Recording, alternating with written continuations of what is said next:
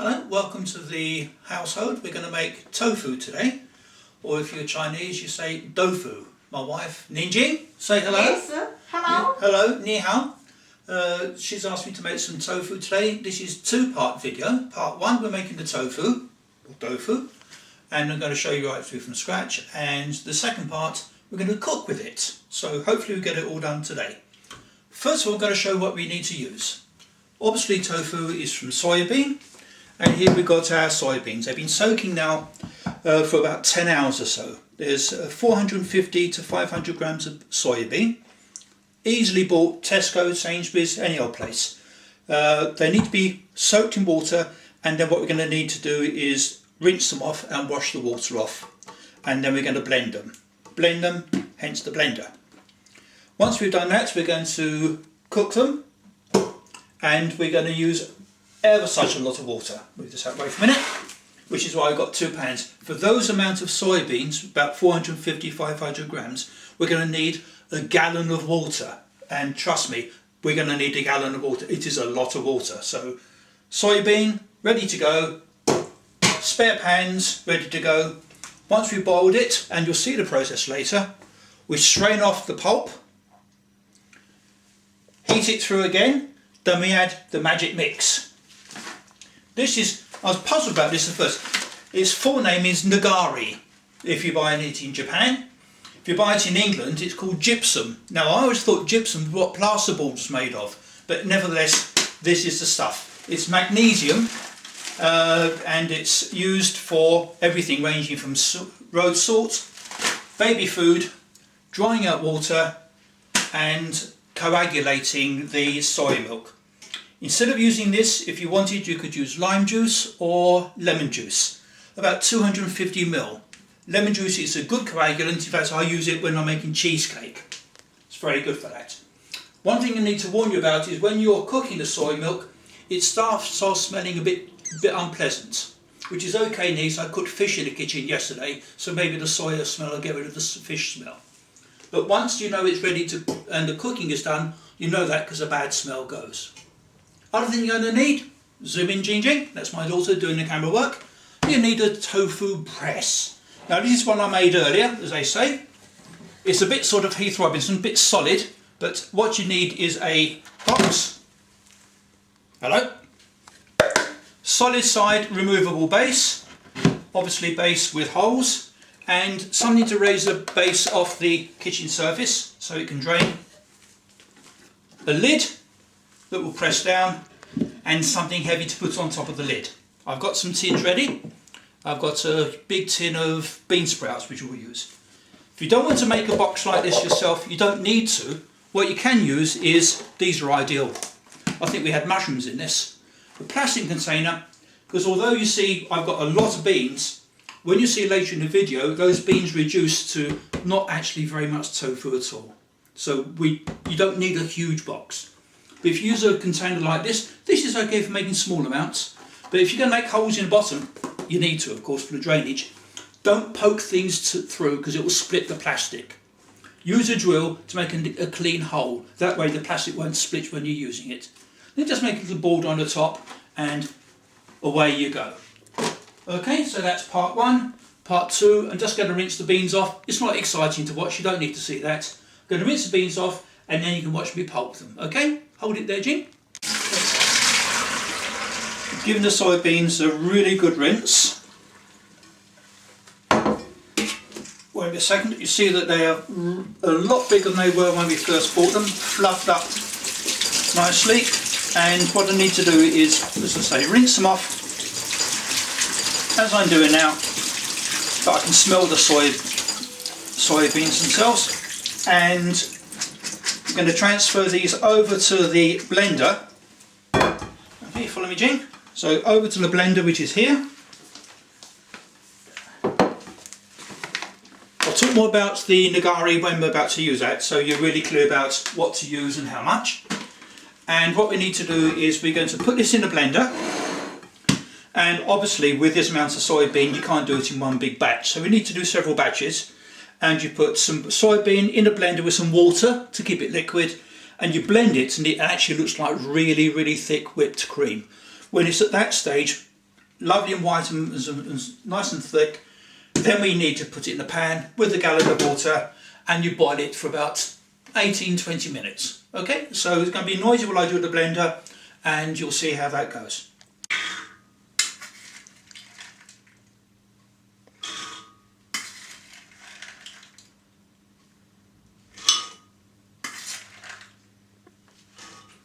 Okay, of the soybean blend. You see some soybeans, not so much that it's going to block up the blender, and a bit of liquid, but of filtered water just to keep it liquid, and blend.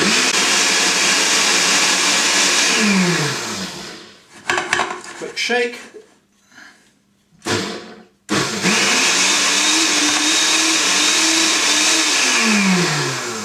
Get a bit more water.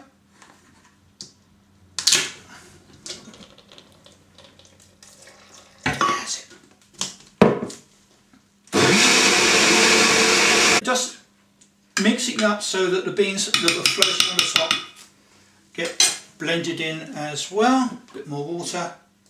And then what we'll do is we'll zoom in and have a quick view of the first batch so you can see the sort of colour and consistency that we get to.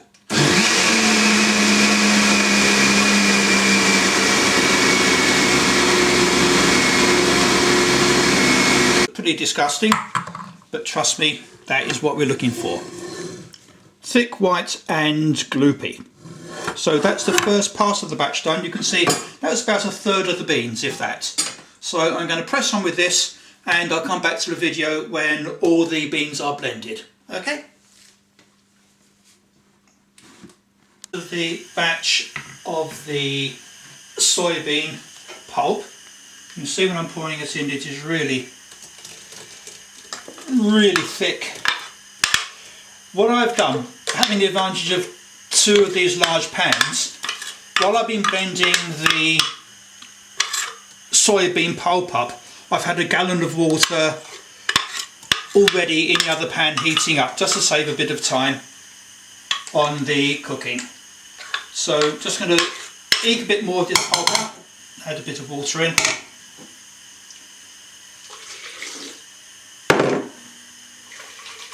That's it. There you go. Yeah, that'll be fine. That can go for washing up later. And have a quick look at the pulp.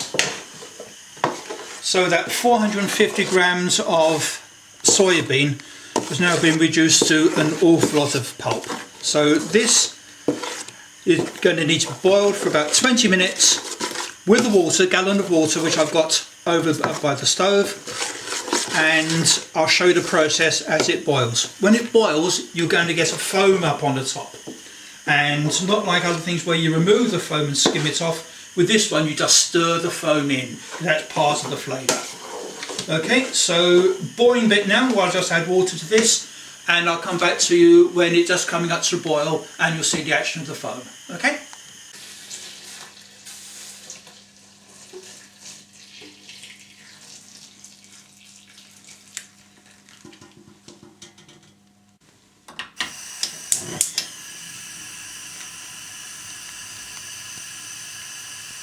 Okay, there it is, heating through. As I say, we've got a fair bit of while to wait for this. Just give it a quick stir, and because this is a fairly thin based aluminium pan, it's best to keep it stirring all the time, because being very thin, it's easy to catch on the bottom, and the last thing you need to do is to do all this work and find out you burnt it. So what you do is you just keep stirring it in rather than let it build in, because it will boil over and it'll make one hell of a mess, so we don't need to do that. So you just keep it moving and keep your eye on it, and this is going to be for about 20 or so minutes. You don't need to be watching that. Okay, so it's now been boiling for about 15-20 minutes, and if you can come in and see, still a bit of foam, but they're just breaking in, and you see the sort of colour. It's a lovely sort of creamy colour, and it looks interesting smell as well. The smell when you first start cooking it is not entirely lovely, but once the cooking process is started, then it smells really just like the pure soy milk that it is. Next step is I've got to now strain this, because obviously inside here we've got all those solids of the soybean. So I've got over on the sink here ready with having 2 large pans, colander and cloth. You can use any cloth. It suggests muslin or cheesecloth. It's actually an old t-shirt of mine that has been washed, of course, but that's one of my old t-shirts that my wife has decided to reuse. So it's going to be hot, and also boiling. You don't need to see this. So I'm going to strain this off into the larger pan, and then I'll come back and show you the next stage. So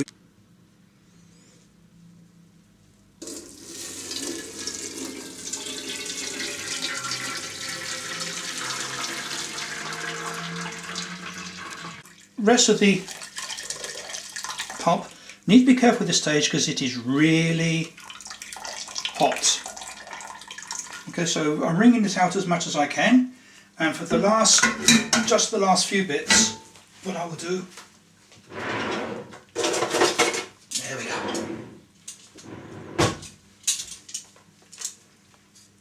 That's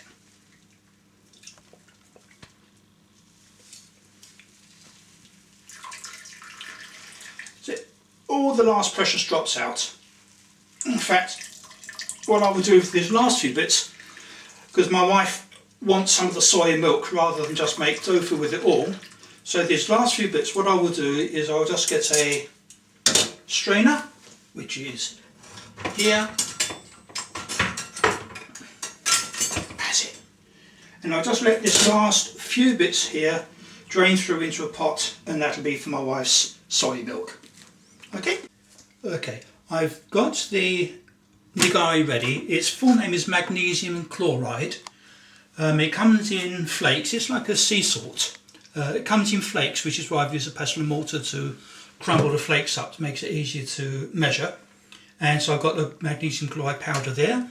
Need to add some water into that, and then that's going to go into the soy milk. I'll talk about that in a minute. One thing you need to be careful of, this magnesium chloride, it loves water. It really does. So when you're using this packet, keep it shut at all times. It will suck water out of the air and it will absorb it. I got that from Amazon. Easily got. It's about $9.99 for loads. There's a kilogram there, so it's going to do us for ages. You need about 3 teaspoons of this to go into the soy milk, the gallon of soy milk that we've used. In fact, I'll show you how much it loves water. If you come over here, Jean, you see it's actually sucked water out of the kitchen air into the mortar, pestle and mortar, and that was actually bone dry. So if it does that in there, obviously you need to keep that sealed up as much as you can. This here is the residue from the soya pulp that we strained off. You saw me doing that in the bag, and it's can be used for cooking. Apparently you use it for bread, anything. My wife is going to explore that with me this evening. So anyway, I've got the nigari ready. Just need to mix it with some water, and that will dissolve very, very quickly. Okay, just a quick swing on that, and in a minute we'll transfer over to the hob, and you can see what's been going on there. I'll zoom in on that. Soy milk that has been, as you saw, filtered, and it's now been brought back up to 180 degrees Fahrenheit, and so it's still very, very hot. Need to be careful. And now I'm about to pour in the nigari. Okay, just find out where my wife is. So what you need to remember is that when the nigari goes into this, it's going to start separating out like curds and whey. And so you don't need to keep mixing it, you need to break it up. We need the solids to develop in here, which we're then going to put into the press. So quick mix of the nigari. And in, quick mix and leave alone. In fact, if you go into that, Jean, you can see it is already starting to separate. You can see what I still call it curds and whey, but you can see it's now starting to separate into the solids and the clear liquid. That process is going to take 10-15 minutes. and it's going to be like watching paint dry, so we're not going to stand here watching it. So we'll cut off the video now. So just to recap, the soy milk was brought up to 180 Fahrenheit, about 80 Celsius. Then 3 teaspoons of nigari mixed with water, put into the soy milk, quick whip, so whip round with a spoon, and then leave alone. It's been left now for about just over 10 minutes. And if you come in, Jean, you can see the difference between the soy milk, and you can see that the tofu, or tofu as I call it, or tofu as my wife calls it, has now been formed. What needs to be done now is that's got to be transferred to the press, which is over here. Cloth in there ready, and press is ready with some weights to go on top. So just carefully transfer this across to the sink. I had an accident with an electric drill, wire brush. Let's not go into too many details. If you're wondering why the plaster's now gone, it's not in there, it's in the bin, so it's all okay. So now with a slotted, oh that is soft, with a slotted spoon, here comes the first of the tofu. Yeah, it looks lovely. Need to be quite careful and gentle with this because it is very, very delicate. So what I'm going to be doing now is gently lifting out all the tofu that's been formed. Sometimes you get curds that are formed into like large, quite large sort of chunks, as I would call them. A bit like junket, if any of you remember junket. But this, sometimes it goes like small, slightly granular. Don't worry, because when we put the press on, it will all come together. Okay, again, this is another boring bit, which is just me spooning. There's better things to see than this, so we'll stop the video just for a minute while I'm... Okay, so we've now got what's the solidified part of the soy milk in there. You can see from the gallon of water and the 500, so 450 to 500 grams of soybeans, it's now gone to quite a small mass. So what we need to do now is to cover it up with a cloth and put some presses on. I've got some presses on which I'll show you. As you can see, it's an easy process, nothing difficult about this at all. In fact, to be perfectly honest, the most difficult thing about making this at home is fighting off the wife and daughter. You didn't see it, but whilst I made the soy milk, they raided that, and then the quick curds, they raided that as well, so I've been fighting them off, but nevertheless we've got enough there to make some soya, some tofu. So press on and a quick, that's it. I'll just move this across onto the sink, so onto the draining board, and that's it. You can probably hear bit squelchy, and there we go. Some weight. There you go. So I'm using some bamboo shoots and a bit of water, and that needs to be left now for about, you've got a choice, 20 minutes if you want soft tofu, which is what they call like a silken tofu, or about 30-35 minutes if you want it a little bit firmer.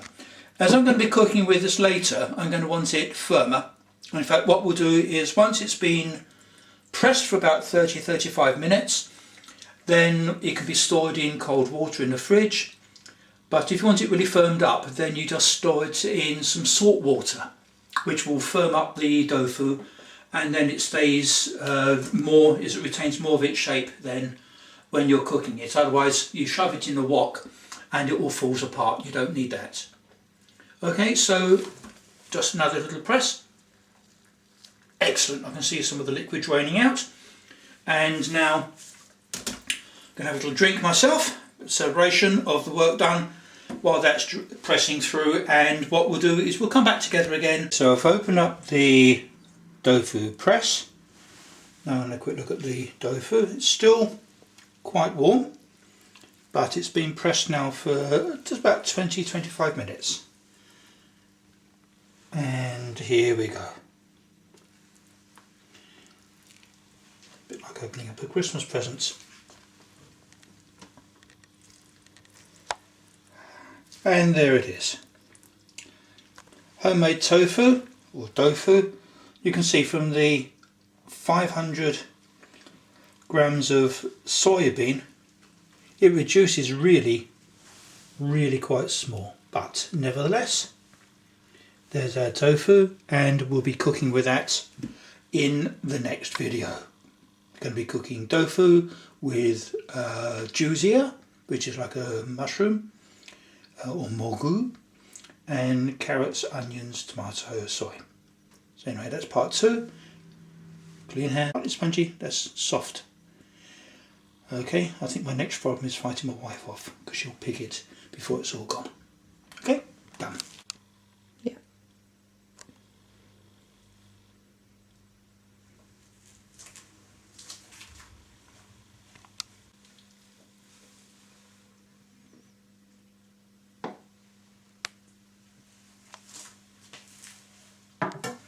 Just got some cold water. We haven't got enough.